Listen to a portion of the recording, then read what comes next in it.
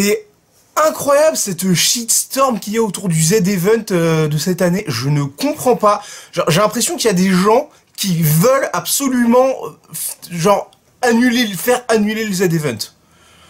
Je vois pas ça autrement. C'est dans la dernière vidéo de Psyo sur le sujet, il y a un utilisateur de Twitter qui se fait appeler Elliot, qui t'a sorti une série de commentaires. Mais c'est un crime contre l'intelligence. Il fait une quantité de raccourcis, mais malhonnête. Oh là là là. On va débunker ça parce que c'est une catastrophe. Je vais vous montrer que, en fait, ce qu'il dit, c'est plein de raccourcis, soit malheureux, soit malhonnêtes, et que c'est quand même, la réalité est beaucoup plus floue que ce qu'il semble prétendre. On va déjà écouter ce qu'a à nous dire ce fameux Elliot. Donc, Good Planet soutient la biodynamie, et par extension l'anthroposophie, je m'en fais un écran, ce sera plus facile pour vous, qui est une secte anti-science, raciste, anti-vax et tout ce qui peut en découler. Alors, je vais le croire sur parole pour le fait qu'il soutienne la biodynamie, parce qu'il est screenshot à l'appui. Je confirme que ça, là, ce qu'on voit là, c'est bien la pastille de Good Planet. Donc ça doit bien être leur site internet. C'est quoi? C'est dans le marché, d'accord, très bien. C'est dans le marché. De toute manière, genre, je suis allé voir le site de Good Planet. J'ai pas trouvé ça, mais j'ai pas exploré l'intégralité du site. On va leur faire confiance sur ça. Maintenant, soutient la biodynamie, par extension l'anthroposophie. Alors, faut savoir que si tu vas sur la page de l'agriculture biodynamique de Wikipédia, c'est un système de production agricole magique. Jamais dit que c'est... Attention, je suis pas en train de dire que c'est bien, c'est de la merde. Issu, et le mot issu est important, du courant ésotérique de l'anthroposophie. Ça veut dire que déjà, pour commencer, c'est pas parce que tu t'intéresses à l'agriculture biodynamique que forcément tu adhères à l'anthroposophie. C'est issu de l'anthroposophie. Ça veut dire que tu peux adhérer à une partie de ce que fait l'anthroposophie, en l'occurrence l'agriculture biodynamique, sans forcément croire en l'anthroposophie. Si on s'intéresse aux critiques, ici là,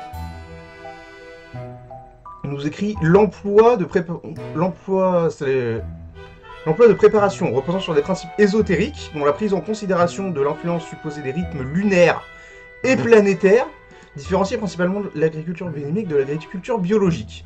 Ce système de production n'est pas plus efficace que l'agriculture biologique, dont il respecte les principes de base.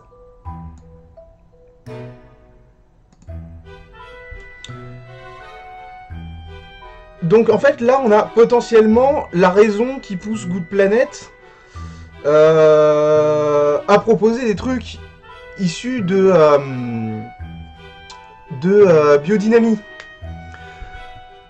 Parce que forcément vous imaginez bien que logiquement si ça respecte les principes de l'agriculture biologique, du coup, même si c'est même si c'est une idée de, même si c'est de l'ésotérisme à dessous débile, c'est quand même mieux que de l'agriculture non biologique utilisant des pesticides, forcément. Donc on a une raison valable pour Good Planet là de proposer des produits issus de biodynamie. Mais c'est pas fini parce qu'il a plus à nous dire. Donc il nous parle de la biodynamie. Et donc il explique que effectivement c'est bien de la merde, ça repose sur de la pensée magique, procédé relevant du chamanisme. Il rajoute, spoiler ça n'aide pas, moi je veux bien, mais c'est quand même mieux que l'agriculture non biologique du coup. On va pas s'arrêter sur ce qu'il raconte sur la biodynamie, parce que là-dessus il a entièrement raison, c'est de la merde. Je vous mettrai les liens vers les différentes pages Wikipédia dans la description. Et ensuite, il nous parle de l'anthroposophie. Et alors, il nous dit, et c'est quoi? Un courant de pensée fondé par un seul homme, Rudolf Steiner, dont toutes les affirmations scientifiques reposent sur son intuition. Effectivement, l'anthroposophie, ça découle de... ça découle, en fait, le mec a intégré un courant qui s'appelle la théosophie, qui en gros se repose sur les... ça me fait rire tellement c'est débile. Sur des doctrines grecques un peu à la Aristote. Platon et Aristote préconisaient le fait de ne pas observer mais simplement de raisonner. Aristote était persuadé qu'on pourrait expliquer l'univers entier sans faire la moindre observation. Où en gros on n'a pas besoin de faire d'études scientifiques et de creuser, on peut avoir la science, on peut percevoir la réalité par intuition. Et ensuite, alors là j'ai rarement autant ri. Donc ça parle des quelques théories sur les races de la théosophie, effectivement, alors... de l'anthroposophie, pardon. Oh, ça y est, je commence à confondre les courants. Je suis pas réveillé. De l'anthroposophie, il faut savoir que les nazis ont été très très fans de l'anthroposophie. Et il nous fait un magnifique raccourci où il explique que le mec, voilà,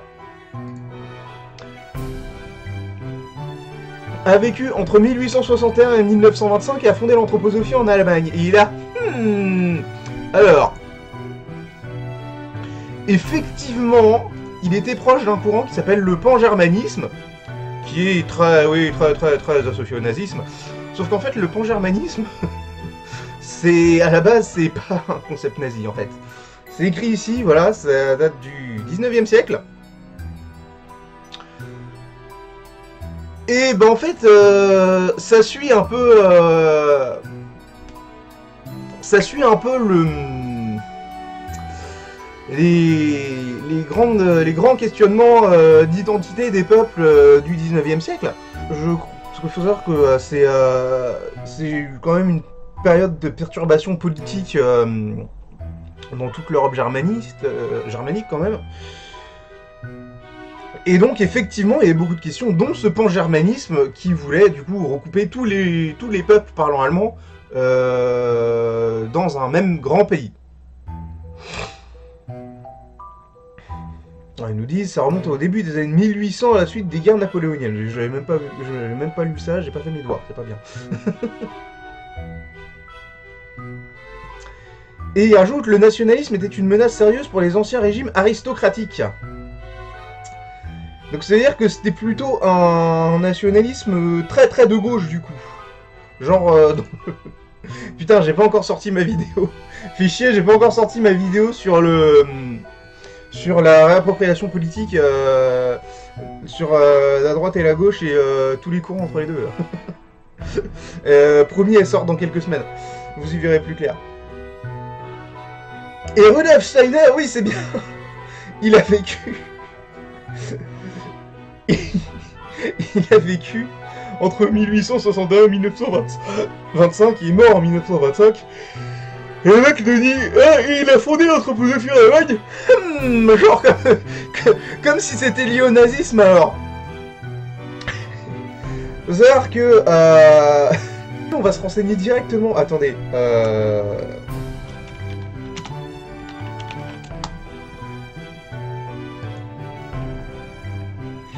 Mais on va voir un peu ça, né en 89, juillet 45... Prend le pouvoir... Ah non, pardon, excusez-moi, il prend le pouvoir en 33, je suis bête, oui, 1939, c'est le début de la guerre. Oh, qu'est-ce que je suis con! Donc, il a créé le parti nazi en 1920, donc 5 ans avant la mort du vieux. Bon, non, il avait 65 ans quand il est mort, je crois. On va vérifier. Rudolf Steiner. Mort à 64 ans, bon. Allez, ok, j'ai rien dit. On va dire ok, j'ai rien dit. J'ai rien dit, ok, peut-être qu'il aimait bien le nazisme. Le nazisme. Ok. Je te laisse ton point, t'as raison. T'as peut-être raison. Donc, mais attendez, on parle quand même du coup, donc d'une éventualité que lui est accroché aux idées des nazis. Bon, du coup, putain, le logo des théosophistes, Du coup, l'anthroposophie, donc, bon, oui, voilà, croyance et doctrine raciste. Il y a un article entier dessus, c'est forcément qu'il y en a. Sauf que, préciser, c'était où?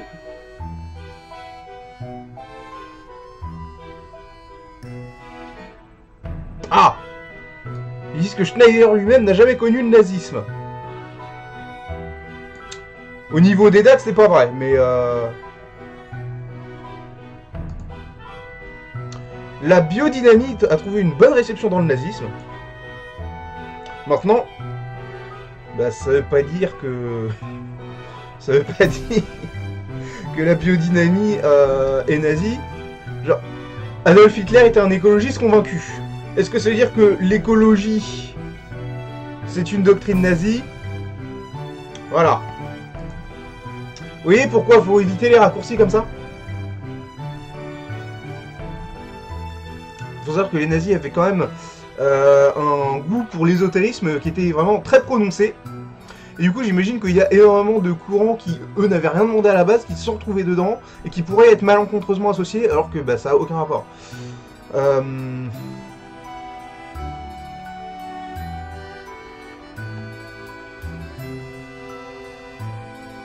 Vous pouvez lire l'article hein, et exposer toutes les critiques que vous voulez, moi ça m'intéresse.